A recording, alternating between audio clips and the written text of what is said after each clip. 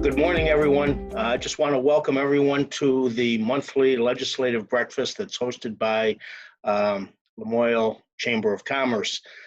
Thank you for attending. We'll probably have people joining us as the time goes on. Thank you very much to our legislators who have shown up today to update us on what's going on. So I'm going to step out of the way. I will ask everyone to keep yourselves muted. Thank you, Tess, for hosting this, by the way. Tess has the ability to mute everybody, so she'll mute you if she thinks it's necessary. We're going to start with the legislators. We're going to give them the floor. Either I can announce them, or and I think I will. I'll introduce them one by one to speak, and after this, we'll have questions. This breakfast is only 1 hour long, so we need to stay on task. And with that, let's just get going. So welcome to, let's see, our legislators now. I will make sure everybody knows Avram Patt, Dan Noyes, Matt Hill, Dave Yacovone, Lucy Rogers, and Rich Westman. So we've got a great attendance, 6 out of our 8. I think we're missing a couple, but they may or may not show up. So Avram, would you like to start? Hi, good morning. Avram Patt, representing the Lamoille, Washington district of Morrisville, Elmore, Worcester, and Woodbury, along with Dave Yacovone.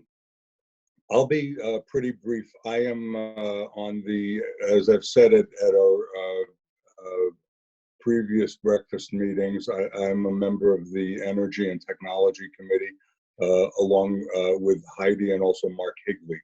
And our committee has been, during this time, we were very active before we recessed and things got crazy. Our committee has not been among the committees that has been quite as active as some others. A number of the committees in the House have been working primarily on COVID-19 relief bills, both things that originally originated in the House as well as bills that the Senate has passed and that we have to act on. Our committee has worked primarily, has taken a lot of testimony on an issue we have been dealing with all along, but is now especially in the spotlight because of this crisis, and that is broadband connectivity. When all of a sudden we were trying to have our public schools operate remotely, many people who could work at home were working at home. People were isolated. Telehealth, medical appointments where possible being done over the internet. It becomes all the more critical when people do not have access to decent or any at all internet service, either because they live in a rural area where there is little or no connectivity service speed, or in many cases because they can't afford it. They may live in town and there is service there, but they can't afford it. So we're seeing a lot of stopgap measures to try to deal with that, some temporary kind of wireless facilities being set up in a number of rural towns, and there are I think temporary programs in place to help people pay for service if they don't have it. I know in the area served by Capstone Community Action, which includes Lamoille County, they have helped a lot of people with that. So that has been, I think, for me, that really shone a spotlight on the necessity for this issue, because when this crisis is over, and I think things will be different, and how people communicate and interact will have changed in terms of use of the internet, and it becomes all the more important that we have service everywhere in the state of Vermont. Generally, I think people know just from the news, and I'm sure others will talk about this, about a number of the emergency measures that the House has passed. People know that, people certainly know about the recent huge controversy about the proposal to close the Vermont State College campuses, which and I know others, I received more emails and phone calls in the course of 2 weeks on that issue than on any other issue that I've ever since in the time that I've been a legislator. And we continue to be plagued by problems with people who are trying to get unemployment benefits. It's getting better. It's getting better slowly. Some of the steps that the Department of Labor has taken are paying off, but I think all of the legislators are still getting lots of calls and messages from people who there are glitches in the system, a lot of them, and they don't understand what's going on and they can't get through to people. I'm hoping that bit by bit, especially as the number of new claims coming in levels off, that everybody who needs those benefits can get them. So I'll just stop with that. Thank you. Thanks very much, Avram. Dan, would you like to go next? Sure. Good morning. Thanks, Geoff, for having us this morning, and Tess. Appreciate this. Well, some of the same stuff that Avram opened with, obviously, NVU and the situation there has been front and center for me.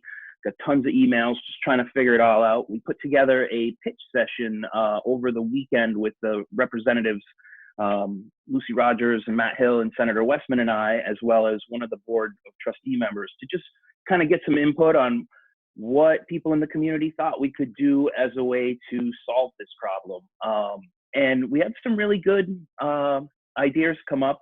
A lot of talk about co-location, working with businesses, and then I actually got quite a bit of feedback after through email, and some other good ideas came up was to really mobilize the alum and the students there to help bring in more people and use those as our sales force to kind of get people to attend NVU to bring in more revenue from tuition. So, just trying to work with taking care of their short-term needs around funding, but also really looking long-term and trying to figure out what we can do to make sure that our state college system is strong and stable and available to Vermonters. So that's been kind of my life for the last week and a half since that announcement came out, as well as I'm sure Representative Hills has been and Senator Westman. It's pretty crazy the amount of emails and phone calls and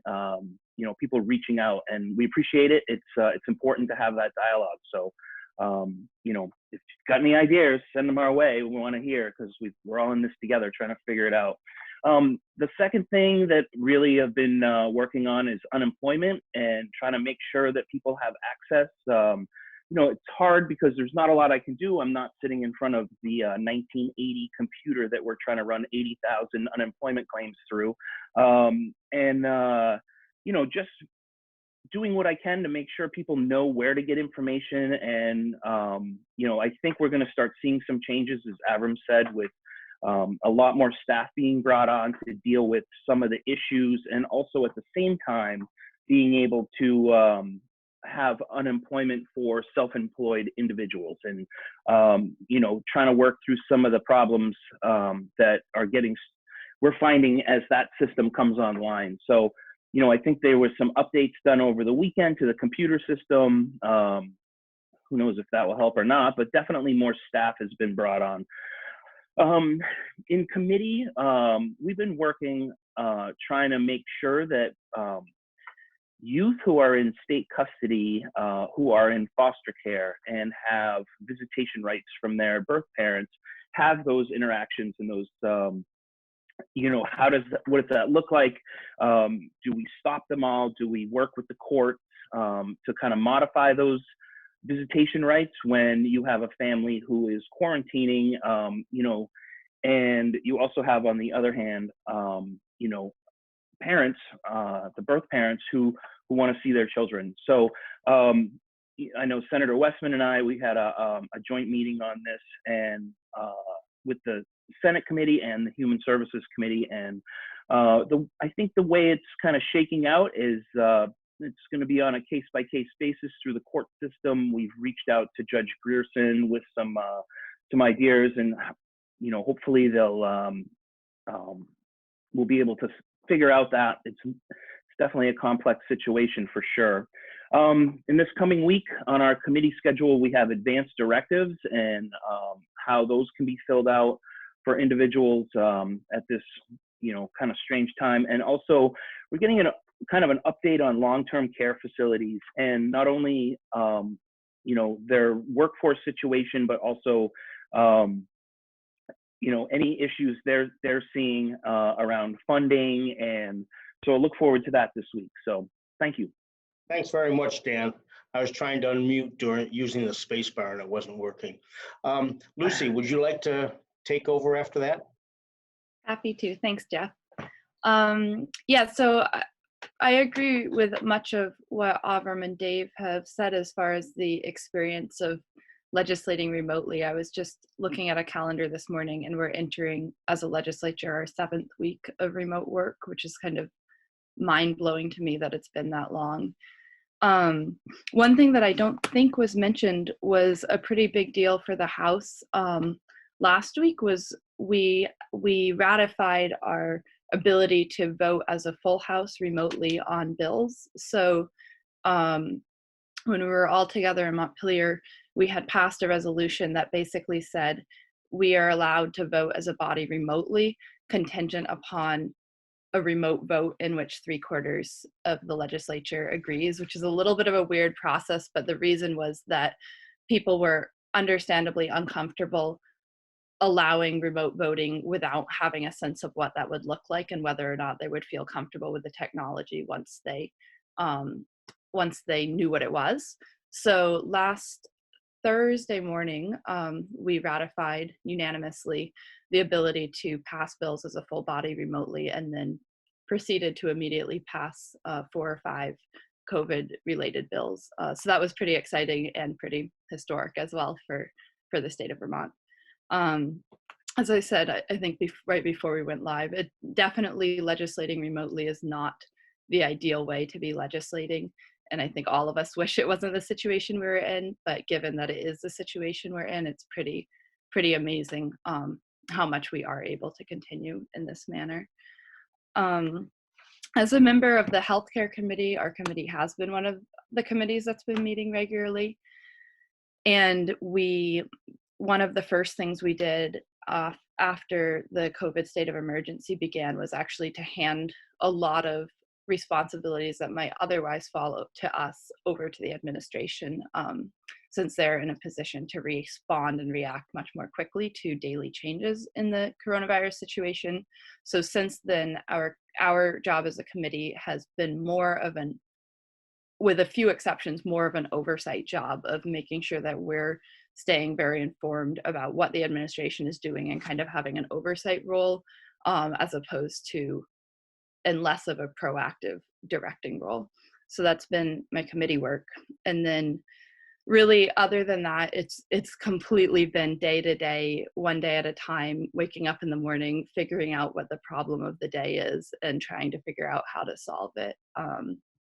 And when we're in Montpelier, there's a very clear arc to the session, and it's kind of easy enough in January to think about what you expect to be doing for each of the next 5 months. And right now, that's pretty much out the window. And we're just waking up each morning, figuring out what the most pressing issue for that day is, and then figuring out what we can do that day to work on it, both legislatively and then more importantly with constituents. So I think the final thing I'll say is just one challenge working remotely has been figuring out the best way to be in touch with people.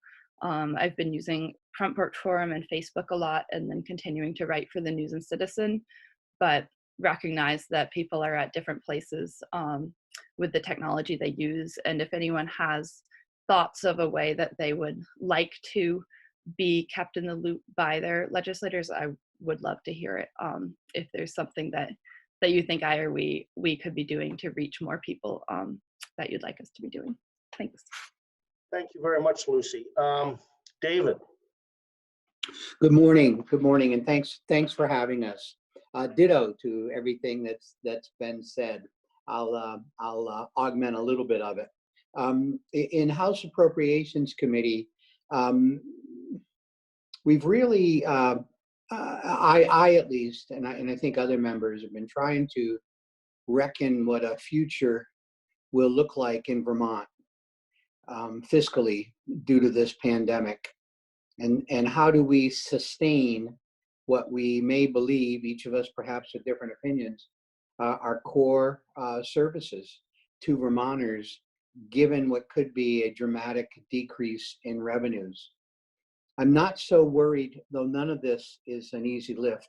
I'm not so worried about the budget we're in right now.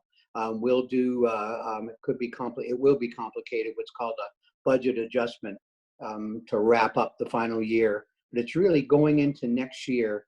There's such uncertainty with what our revenues will be, in large part for the obvious reasons, but our consumption taxes, sales, rooms and meals, etc., and of course even our income.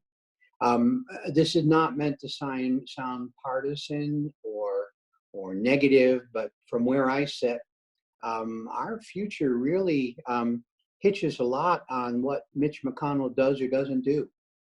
If Congress does not allow us to use or have flexibility with the CARES funding, that's the federal funding that we've received so far, or additional funds that we believe are going to come, and if their answer, which I doubt, but if their answer is, well, file bankruptcy, obviously that's just not acceptable. I don't think that will happen, but what do I know? Sitting here in Morristown, Vermont.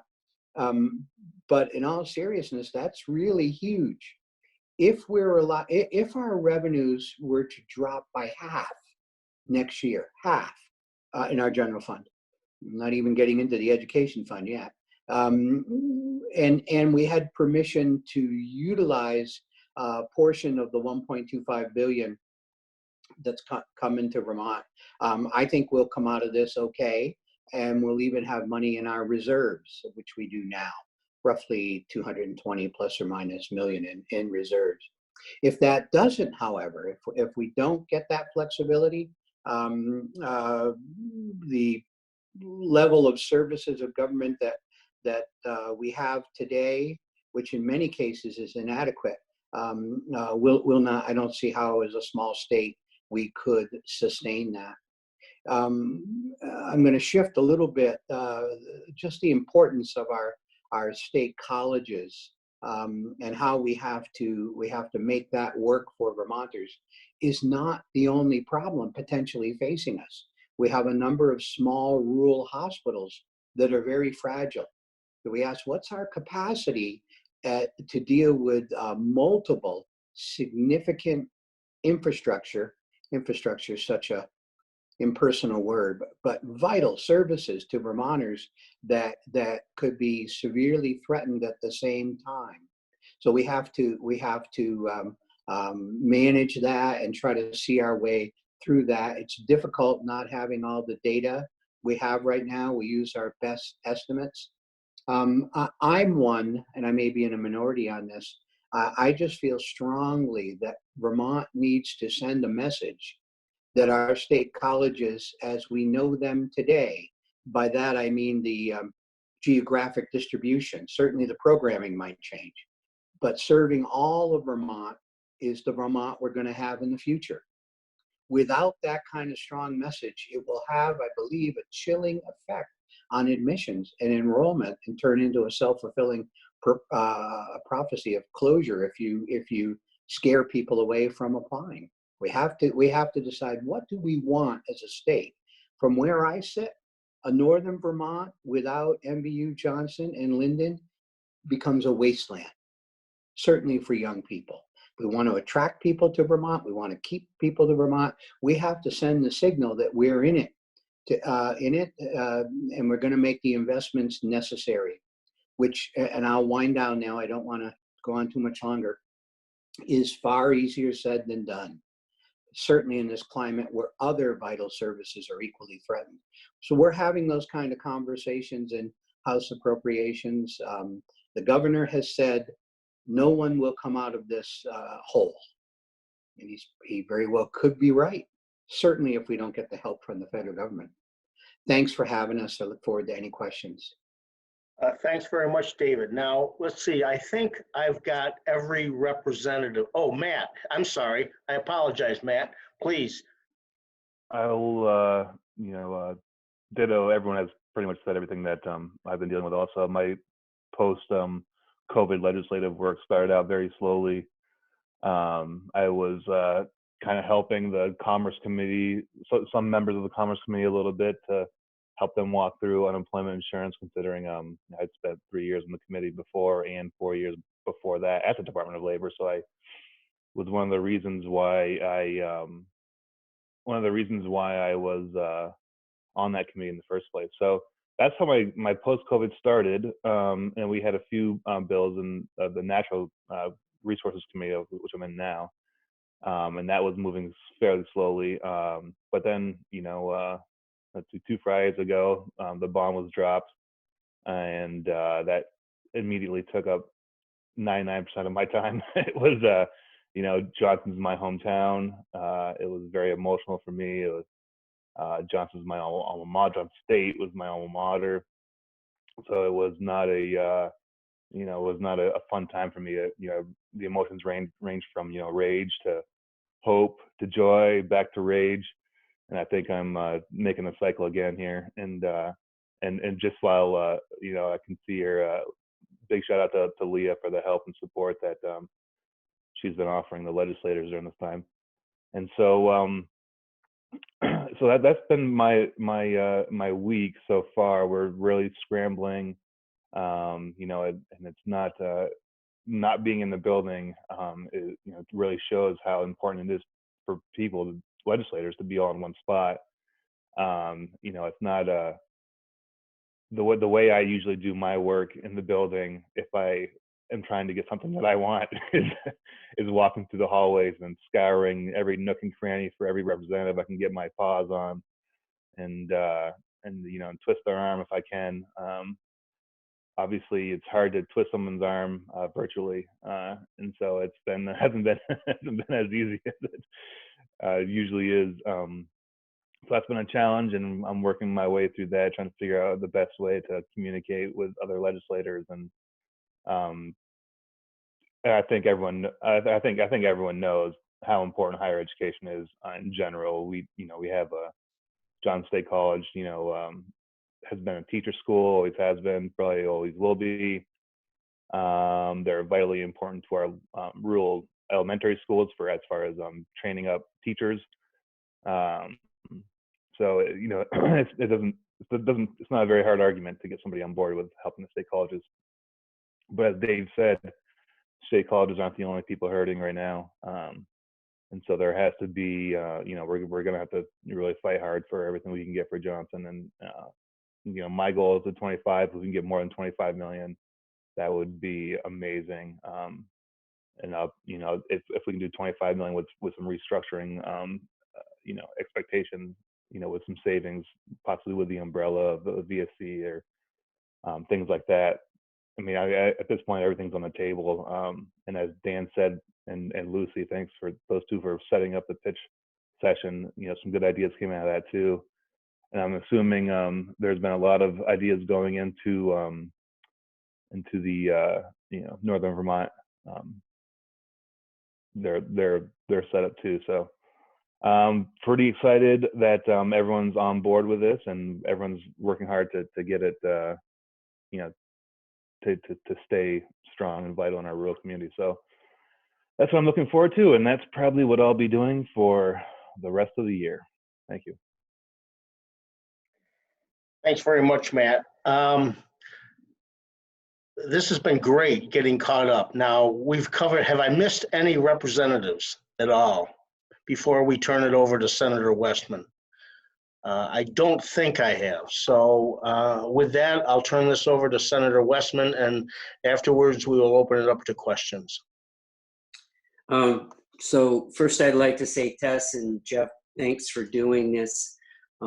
My life has now become one big Zoom. In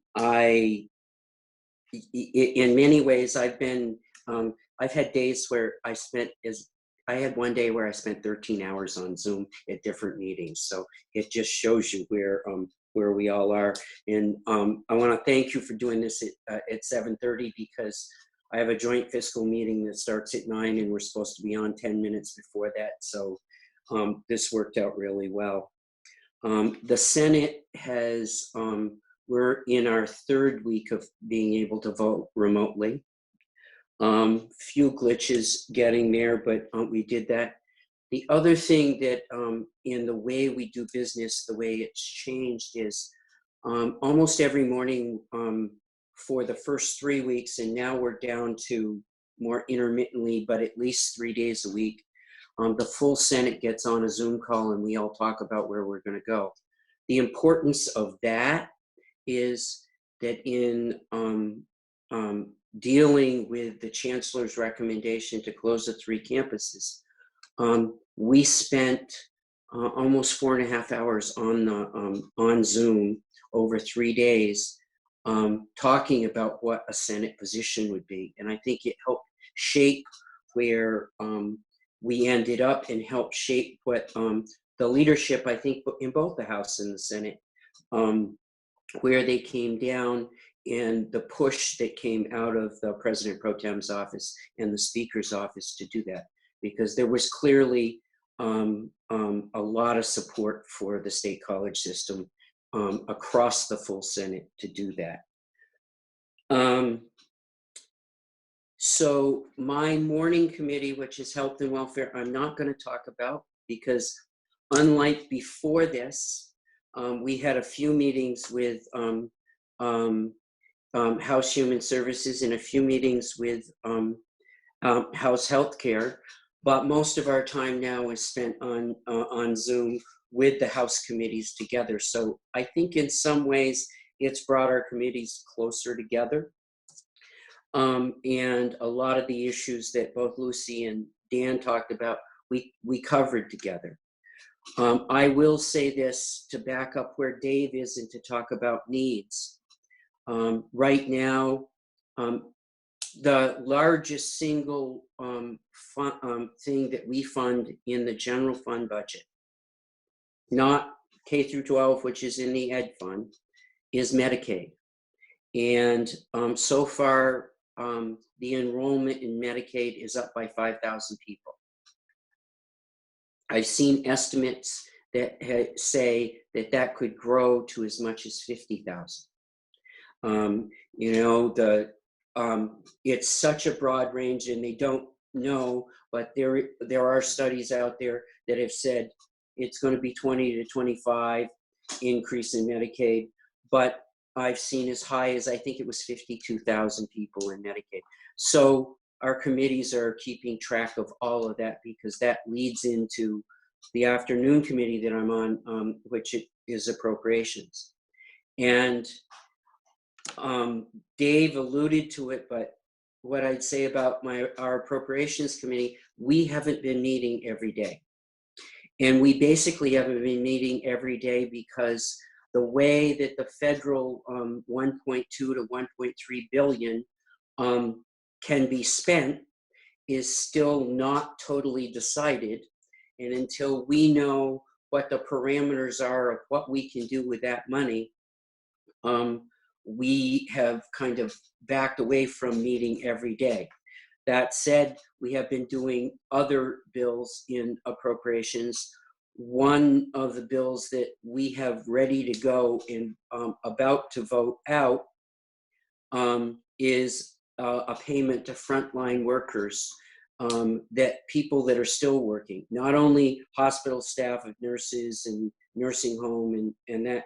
But the store clerks and the people that you see out every day, in that, it would be a payment to raise anybody that's below $25 an hour up to $25 an hour. It would come out of the federal money, and for nurses and basically healthcare workers, both in nursing homes and in hospitals and in home health agencies, anybody below, all of those people would get a base payment. And it would also create a base payment that if anybody got COVID and sick on the job, and you could trace it back to their job, they would get a base payment to help them. We've been working on that bill and have that just about ready to go out. I will talk a little bit about the Joint Fiscal Committee that I serve on, and we are meeting today. That's members of the House and Senate, and it's the money chairs in both bodies, and basically a handful of money committee members in both bodies. That committee will be the committee that accepts the federal grants, and the 1.2 billion or 1.3, whatever the exact number is basically a federal grant. So that committee will accept the grant. And what's important to know about that is that things that are emergency, probably out of that 1.2 to 1.3 billion, and stuff that's emergency and non-controversial will probably be spent or sent out directly by the Joint Fiscal Committee before the legislature, full legislature sees it. And then the rest will in backup money. And I'll give you an example of what that is. The monies that, as we talk about, and you heard Matt mention the 25 million to the state colleges. We know we've got the bill for $5.5 million to pay students back for their dorm rooms. That money will more than likely be just handed out by the Joint Fiscal Committee as a grant directly to the schools, because we have no choice but to pay that. Stuff beyond that will incorporate into the budget and be saved for the budget process for the whole amount. But so that federal money and how it gets spent, who gets to spend it, we're all working out parameters on how that will go. The Joint Fiscal Committee will today be talking about the parameters around that money in detail to be able to tell the other members. I only mentioned the money going out to pay back the students at the state colleges because that's kind of the example of what we use. Is we know we got the bill and we know we got to pay it, and we can't wait until June before we have stuff through the legislature. So I think at that point I will stop, except to say one thing. I was disappointed this morning. Every Zoom meeting I've been on with Matt Hill, he's had his spaceship behind him, and there's no spaceship this morning. So I missed the spaceship. Thanks. Thank you very much, Rich. You know, I'm definitely not a gun advocate, but I can tell you if anybody asked me to be on Zoom for 13 hours, I'd probably become one pretty quickly. That sounds pretty painful. Well, you know, I just say, you know, I was on for talking about the state colleges with Lucy and Matt and Dan on Saturday morning. And I left that meeting specifically to go to another Zoom meeting that Mary Collins had organized that Dave Yacovone was on. So I get, you know, my Saturday morning was all Zoom too. So Thank you very much. I'm just checking the time. I think, Tess, do we have to get off at 8:23? That's correct. Looks like we Okay. do have someone who does have a question. Bill Okay. Moore. All right, let me, okay, now we'll turn it over to questions, and you can either raise your hand, or you can raise your virtual hand, or you can send a chat to Tess saying you have a question. So Yeah, until 8:23 we've got. until 8:23, we've got a hard cutoff. Mhm. Okay, who has a question? Bill Moore is first. I think my question is primarily for Senator Westman, but I wanted to say something positive first, simply because it's kind of a hard question.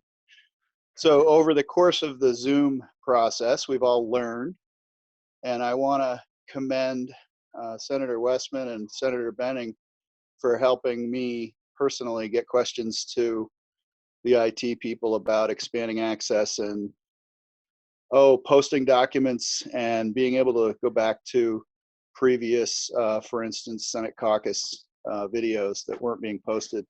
So I appreciate all that. It's made life easier. And my main question is sort of related to the college system, but I've been following the joint fiscal grant award procedure change that would be ostensibly adopted by your committee this morning. And obviously, it's a lot of money, a lot of responsibility for a small group. I understand the nexus of the money committees and why it's a logical place to hold that particular procedure. So I applaud you for finding that and having it put together so quickly. We'll all be watching, obviously. My concern is that there's committee bills, for instance, in appropriations regarding the essential worker grants, that for that, a $90 million price tag, and then it excludes the manufacturing people who may interact with 30, 40 other people during a shift change at Ben & Jerry's, for instance, how they're not exposed as essential workers in doing their jobs and continuing to show up and are left out of the list on that is beyond me. So I just wanted to point that out. A lot of people in manufacturing and other sectors that have continued to work who are taking chances and then taking those chances home to their families. So I don't know why they're being left out. But it begs the question of whether that is a prudent use of this funding. And I'll tell you why. Because the folks that worked got $1,200 and are probably going to get some more. And yet we're begging for $25 million to bridge the state college system. It just seems like there's an imbalance over the concerns of where we would spend this money. I'll finish with this. It's been reported variously, but never confirmed, that both the essential worker grant program and the state college bailout possibly are eligible under the CARES Act. And that's my specific question. So let me start by saying the Essential Workers Act, if there's federal money that comes into to place that can replace what we're trying to do, the money won't be spent. The list of essential workers, because we didn't want to get into who and what might be in that list, we took exactly the list that the governor's office put together for the emergency. And so we, it is essential workers that is on that list is exactly what was in the governor put forward and what we've been running with.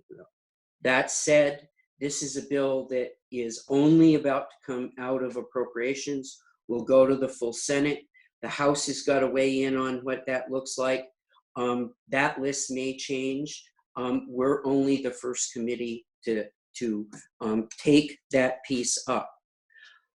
I think what people are concerned about is those people that are out there on the front lines, that are doing, that are storekeepers, that are working in pharmacies, that are nurses that are doing that.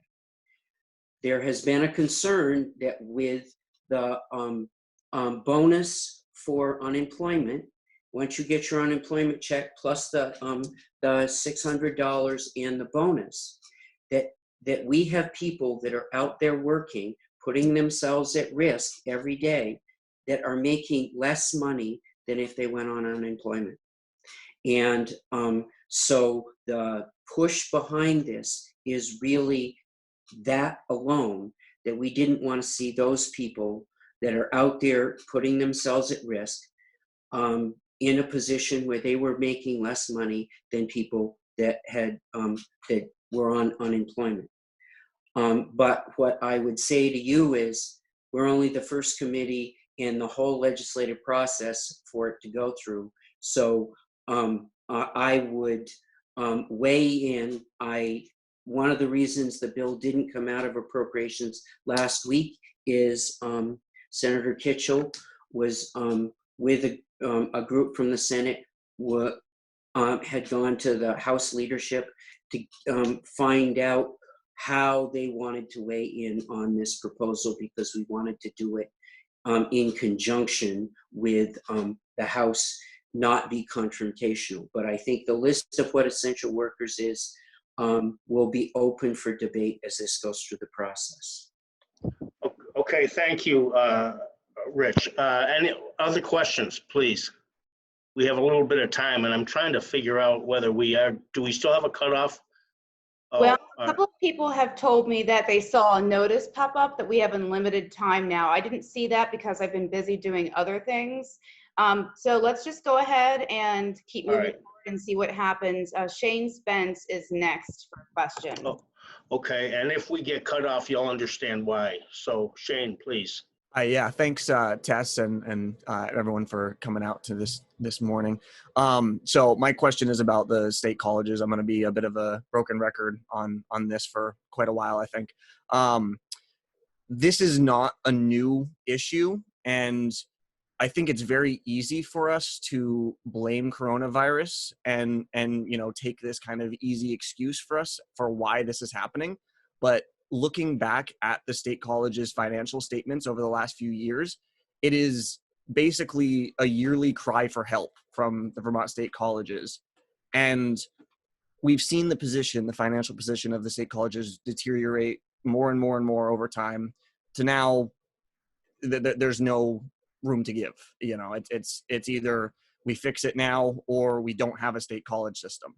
I don't have to tell all of you what the initial establishing act for the state colleges say, but I will anyways. It says that they will be funded in whole or substantial part by state funds. That is nowhere near the case right now. In order to get to that point, I've done a little bit of math this morning, and some of the numbers I've seen thrown around as maybe meeting that is getting to a 35% funding threshold. That would require an additional $65 million a year. Another number that I think is more in line with that initial act is 50% funded by the state government. That would require a $90 million appropriation a year. So my question to everyone is, what is your plan to make this happen? And I hope that there are not many excuses for why it can't happen and more ideas on how to make it happen. And I'll turn it over. Does anyone want to jump in? Sure. I'm assuming the 90 million is including the 30 million they already get. So you're saying an extra 60. Is that what you're saying, Shane? Yes, it would be an extra 60 million in order to get to the 50% number, and an extra 35 million to get to the 35% number. Right. Okay. Yeah, no, we should be. State has not been past 30 years, has not been good. 3 years ago, they came to the legislature. I actually submitted the bill for them, asking for the 5 million, which had a lot of support. Had all three parties plus the independents, and it passed. And then 2 years later, they wanted the unification, so we gave them 6 million, I believe, for that. Maybe someone on the appropriations committee can can jump in, and then they got another 3 million too. So so lately we've been trying, and you know, and then now they're asking for 25 million immediately, which I would have given it to them for 3 years ago if they asked for that, or I would have tried to get them that 3 years ago. But so here we are, and you know, we're in a horrible spot for the state colleges. We have a leader who probably shouldn't be there anymore, and we have to work through that. And we have quite a few ideas going through. Dan had a lot of them. There's you know, there's a thing called veggie funds, which subsidize wages for certain companies. Usually they're pretty big companies, and that could be a place for some clawback. And I think that's a good place to start. And then of course there's, you know, hopefully some federal money can be used. We don't know exactly what that can be used on, but the fact of the matter is, I think it'll be considered a failure if we don't get 25 million very soon. And I'll tag on to Jessica Bickford's comment in the side. Yeah, I mean, I think we have to act fairly quickly to regain some confidence in the students coming out of high school, and the current students that are in the colleges. I think we have to act very quickly. We have to make a definitive statement as a body, and to try to rebuild confidence. Unfortunately, I think we're going to be dealing with this for the next 5 years at least. People are going to be scared to go. Is Vermont going to support state colleges? Are we going to be able to do this? Blah blah blah blah blah blah. And unfortunately, that was thrust upon us by one person, and that's disgusting and a terrible thing to do to the state in general. But as far as ideas go, you know, it's not going to be one idea. We're gonna need 5 ideas to just try to pull in every penny we can possibly get our little fingers on. I know Nat Kinney, who I thought would be on this, but didn't. Probably working. Had another idea. You know, he shared a post about the relocation, remote worker relocation program. That money was a small amount of money, but they were asking for more money, and I don't know if that was actually broken out in the budget or not. But they were asking for 1.2. I'm assuming knew where it was coming from, and we'll figure out where that was coming from pretty soon here, I think. So I mean, I don't know, you know, it's not going to be one idea that saves the day. It's going to be a handful of ideas. Thanks, Matt. I guess Dan wants to speak.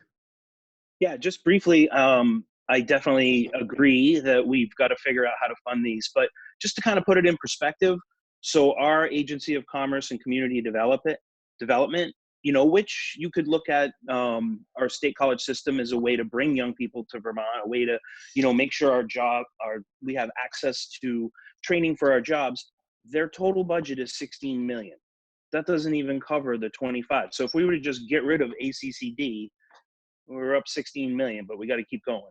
So it's going to be an interesting having this go on for continued funding. I'm pretty sure we're going to see the funding we need to keep it open in the short term, but we're going to have to come up with ideas, as Matt said. And I've pitched a few of them around AmeriCorps programs and, you know, using the Fed money. I mean, we're sending like 1.6 million out of state through AmeriCorps programs and the Ed Awards. So, you know, trying to figure out ways to keep that money here instead of sending it out. I've proposed some programs around repairing cars with AmeriCorps programs to have people at our Randolph at VTC. So, you know, it's going to take a lot, but I think we'll figure it out over the long term. So thanks for the question. Thank you, Dan. I'll add a little bit. I was the Dean of Administration at Vermont Technical College 10 years ago. So I know that this subject was on the table back then, 10 years ago.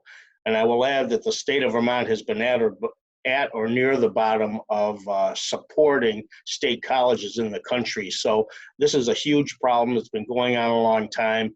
And personally, I don't think throwing money at it is necessarily the solution. I think there have to be significant structural changes, but I think that can happen. So anyways, that's my opinion on the state colleges. I was a very strong supporter of them when I worked there. I still am. Okay, questions? I would like Rich, to, yeah. Yes. so I certainly think we have to do better as a state in funding the state college system.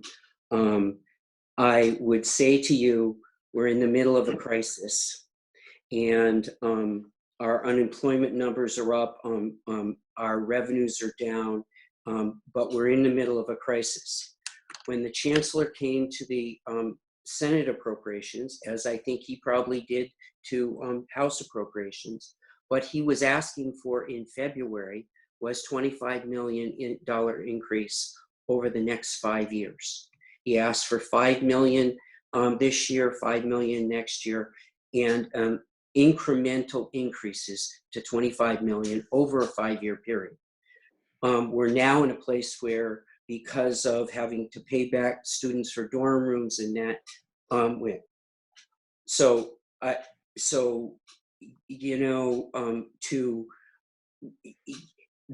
that needed to be said. As they went to merge the two schools, we were very good about funding that. And it was $6 to $7 million. And when the state colleges have come with a specific item for the legislature to fund, we've been pretty good about that. But I have to say, part of our problem is demographic. We, 15 years ago, had 11,000 students in 111,000 students in our K through 12 system. We now have 80. So the amount of students that we have out there as Vermonters is 25% less than it was 15 years ago. And if you had enrollment of 25% more at Linden, at Johnson, at VTC, at Castleton, it would be a lot different looking place than it is, particularly in places when a place like Johnson is 70% Vermont students and 30% out of state. And I think that's true for all of NVU, but specifically. So our enrollments are down, we're paying for demographics. The state hasn't been great at funding it. But also I have to say that when you have places that more people going to online classes and the competition that places like Southern New Hampshire University have created are way different than the pressure that the schools have ever had to face before. It's a whole different world of education.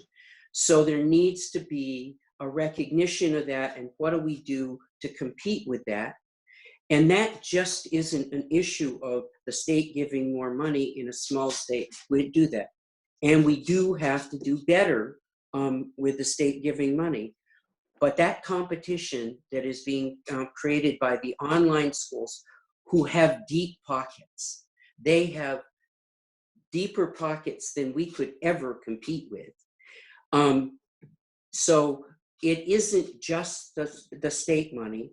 State money's hugely important, but there's a lot of issues here, and we have to sit down and work together to figure that out and work hand in hand to make the place a better place, because it's about all of our future. Thank you, Rich. Okay, we've gone beyond the 8:23, so we survived the one hard stop. Are there any other questions? Because we're going to start losing legislators because they have other commitments. But if somebody wants to, Tess, do you have somebody? Leah Hollenberger, I think, wanted to say something. She's next in line. Hi, good morning. I just, first of all, wanted to say thank you to our representatives and our senator. I do know that they have been listening, and I appreciate all of the conversations and all of the efforts that are going on right now. And I also want to thank absolutely everybody in the community. The outpouring of support has been tremendous, and we are so, so grateful. And I want to say that our representatives and Senator Westman has said it very well. We're looking at, it's a very complex situation, which it's true, we are facing a lot of challenges within higher ed that existed before COVID. And we were, the unification, NVU was the disruption, the innovative disruption that the state college system needed. And we were doing well, hitting all of our benchmarks, and we were looking at, in about 2 years, being in the black and being where we needed to be. The COVID situation has certainly thrown a wrench into that, and it has accelerated the timeline based on how we need to address those higher ed challenges, but it also dramatically intensified the financial situation. And Senator Westman and Matt Hill and Dan and Lucy and Avram and Dave have all expressed that. So I would say we do need that first CARES Act COVID funding if possible, because every day that goes by, we're losing students. We are worried about retention and recruitment. The uncertainty among COVID, on top of the uncertainty about the future of NVU, as you can imagine, is very anxiety producing for our students. At the same time, we know that it's not business as usual. We're not nibbling around the corners. There is going to be real change within the entire state college system. In order to meet those higher ed challenges, in order to make sure we're providing the services that Vermonters need and that we meet the workforce needs of Vermont well into the future. It's not just high school students graduating, coming into college. It's also mid-career professionals looking to get an additional degree or to get some different skill sets. We serve Vermonters of all ages. So please share your ideas. The web page that folks have mentioned, northernvermont.edu/strong. And feel free to contact me if you have any questions or concerns. And again, thank you very much. I do need to get off to go on to another Zoom meeting, but thank you so much. Thanks you, Leah. I believe Bill Moore was next. He had another comment or question. Okay, Bill, you're Yeah. double dipping, so please keep it short. I waited till the line cleared. Senator Westman is still on. I just wanted to ask him if he has an idea of when we will have confirmation of what and how much of the costs related to closing the campuses will be reimbursable from the CARES Act. I think that'll give us a time from which we can develop a marketing plan and begin to realize what structural changes might be needed. I don't think exactly we know that at this time. You know, Dave mentioned earlier, you know, Mitch McConnell and what the CARES money might be used for. I think we're still waiting on some of that, but we're really clear about, and one of the reasons the Joint Fiscal Committee is talking about parameters on how to use the money, and the plan today is that we know that things like reimbursing the students for their dorm room, we have to do almost immediately. And it's not a controversial piece within the legislature, or at least from the Senate's point of view. I think that goes for the House too, paying that $5.5 million back. We know we have the bill. And so we're developing a process whereby we do those things that aren't controversial, that we need to hand the money out quickly. But the other pieces, we aren't exactly sure yet. And they're working their way through that. I might say that Congressman Welch's office has been very helpful in trying to figure out what we can use the money for and what we can't. And I think a lot of us want to get busy on this. So the quicker we know definitively what we can do it for, the better it will be for all of us. So hopefully we'll know soon. Yes, John Mandeville. I just have a couple of comments. One is I want to reinforce what Dan said earlier about the total budget for the Agency of Commerce and Community Development. It is about $16 million a year, which is essentially a rounding error in the budget for the Agency of Human Services. That $16 million a year includes the support from the state for all 12 of the RDCs and all 11 of the RPCs around the state.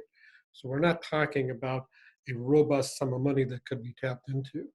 I also want to address something that Rich said about the fact that the demographics have changed so drastically in the state, which is absolutely true. But we also have the lowest rate of students who graduate from high school who choose to go on to higher education. And one of the reasons for that is that the cost of higher education in the state is so expensive compared to going to a public college in other states. If we can get the number of students up going on to higher education, you solve part of that income problem on the tuition side by having more students. And yes, right now, VSC-wide, approximately 80% of all students are from Vermont and about 20% from out of the state, versus UVM, where it is 70% are out of state and 30% are in state. Thank you, John. I will make a comment on the CARES program because I've been working with several nonprofits in Vermont right now, and we have, and in the programs we've applied for the CARES support, primarily the PPP program, Paycheck Protection Program, we have succeeded at raising more than $900,000 already out of the first tranche, and yet the banks and SBA can't tell us exactly how to spend that money. And if we spend it incorrectly, it remains as a loan. If we spend it correctly, it is converted to a grant. So it's very much in our best interest to spend it correctly and have it converted to a grant. So we're working on that, but there are a lot of unanswered questions. And unfortunately, I don't think there's any CARES money available right now until the next tranche. Is that correct? That is the PPP money. And I think they're running through another 300 billion is the number I've heard for that. But we're talking about the broader 1.2 to 1.3 that is, and we aren't exactly sure how to spend all of, how we can spend. Because initially when it came out, it said you can't supplant money that's already in your own budget to fund things. And now there seems to be movement on that issue. So what that movement means will be critical in how we put together our budget piece. Any other questions? Well, if we wanted to continue, we have been going for a little over an hour now. I think Shane did have something that he wanted to say next. And then Katie Black also had something in the group chat that I felt was pretty important to mention. Okay, let's do this then. Shane can go, then Katie can go, and then we'll wrap it up at that. I agree. I'm ducking off because I have a joint fiscal meeting. Thank you very much, Senator Westman. Thank you very much. Thank you, Senator. So mine is a follow-up to my previous question, and John actually kind of made the point that I've been trying to make, that if we have more state funding going to the colleges, we will have lower tuitions that are required to be paid, and hopefully, as a result of that, higher enrollments. But my question was, are our legislators comfortable with the state not meeting its statutory obligation in 16 VSA Chapter 72, Section 2171, which says the corporation shall plan, supervise, administer, and operate facilities for education at the post-secondary level supported in whole or in substantial part with state funds? And if you are comfortable with us not meeting that obligation, would you be comfortable with repealing this section of law so that we are in compliance with our own state law? Thank you. May I jump in? Yes, Dave Yacovone here. Yeah. Thank you. There's goodness gracious, you could go through Vermont law books now and find many similar statements where the state of Vermont has a greater obligation than what it's currently meeting. You could find that in healthcare, you could find it in education. It's unfortunately, those are powerful words that there's not sufficient money to fund. It happens repeatedly. I personally, I won't speak for anybody else, obviously I want to meet that commitment. I want to make sure there's access and that it's affordable for all of higher education. I think we also need, though, to be mindful. We spend approximately $20 million a year in the Vermont Student Assistance Corporation. The number of the students who go to the Vermont state colleges, the vast majority of them receive financial aid. My point being, there's a portion of that 20 million that's going to the state colleges in addition to the 30 million we spend. We need to be mindful to factor that in there too. This comes down to a number of different factors to achieve the goal. We need to re-engineer costs. We need to consider reconfiguring the design, the governance. But after we've done all those things, I don't think it's going to bridge to the gap of 30, 40, 50%, Shane, the commitment that the legislation says. I think it will still take other dollars that come from one or two places, from cutting other parts of state government or raising taxes. So that's, but I shouldn't get ahead of the solutions. There's many good solutions out there that will contribute to helping us generate more revenues. But to your question, yeah, I want to fulfill that best I can, personally. Thank you. Thank you, David. Katie. Hi, I don't need to take up much time here. I just want everyone who's considering moving toward more online classes to keep in mind our working landscape here in Vermont, where we rely on agriculture and we rely on mechanical skills and engineering. We rely on nurses and respiratory therapists, and those students need to be trained through hands-on education. So I'm fearful about the quality of online education and also the lack of options if we eliminate Vermont Tech. So I was just sharing that in the chat. I hope we're considering that. Thank you, Katie. Does anybody want to respond to that? Matt? Yeah, just quickly, I'll agree with everything that Katie said. You know, my father's a carpenter, which means I grew up a carpenter the moment I could lift a hammer. So yeah, some things you're just not going to be able to learn online. And coming from somebody who tried a few online classes while I was in college, it was not my cup of tea. I didn't enjoy it. Ended up withdrawing from I'm pretty sure I tried it 3 different times. So I figured out, you know, I'll give it a shot again and see if it works. And it just didn't work for me. So there's going to be a lot of students that online just does not suit at all. And I was one of them. So I agree with everything you said. Yeah, and I'll just add to that, Matt. I have been hearing from a lot of students. I work for the University of Vermont, that many students are considering not returning to school this fall because they want to avoid the online experience. They want hands-on education and they need that type of education. So I think that's something to continue to consider. It may not be the answer to shift to online. Great, thank you. Dan, did you have something you wanted to?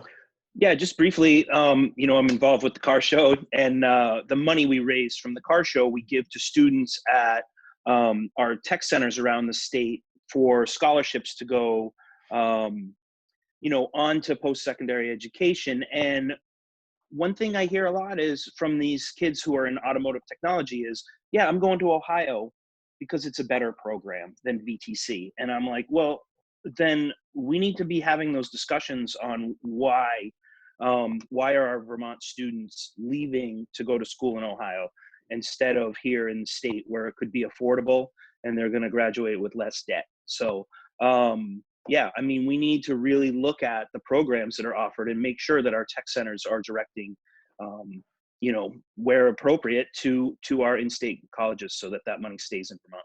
Thank you.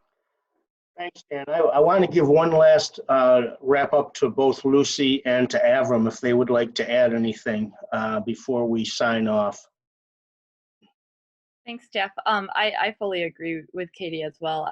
That's what I was going to say, but Matt and Dan already pretty much said it. There's just a lot of evidence as well that a course that would be hybrid between online and in person has much, much, much more effective learning outcomes, even a hybrid course compared to purely online where there's no opportunity for the in-person relationships. And I think it's different by the student, but there definitely is a large subset of students for which online learning simply doesn't work. So I agree. Thanks for raising that point. Thank you, Lucy. Avram. Yeah, I wanted to kind of echo and say something a little bit more about what Dave was saying about where the money comes from. Because while I do think, and I think it's very heartening that there seems to be across the board support among legislators for increasing our contribution to to higher education in the state colleges in particular. The question is where does the money come from? Because that's where the consensus starts to fall apart. There are those of us who would be willing, at least in part, to raise new revenue for that. And there are those who are coming up with very, very drastic solutions to take the money from somewhere else. And so that will be the difficult part once we all say we agree that we need to put more state dollars into the state college system. Thank you. Thank you very much, Avram. I'm sure this could go on forever. David, did you have anything you wanted to say? I see you kind of smiling. No, I always like to agree with Avram. He has such wisdom. No, I'm fine. I've spoken enough. Thank you. Really All right. appreciate this Thank you. opportunity and all the work you've done to put it together.